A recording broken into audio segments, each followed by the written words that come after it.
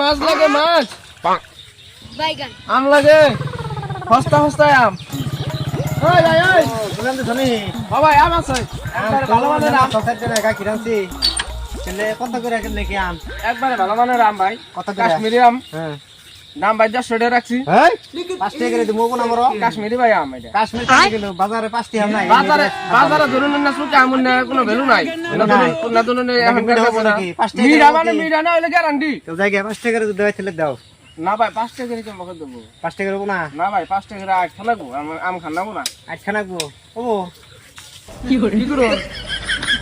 আট খাবো আমি আম খাম না তো কি করলাম গো ভাই এটা হ্যাঁ বাইগান কি করলাম চলো কি করলাম ওই মাম্মি রে আমি আট খাবো बाप रे नहीं नहीं नहीं नहीं नहीं नहीं नहीं नहीं अरे नहीं भाई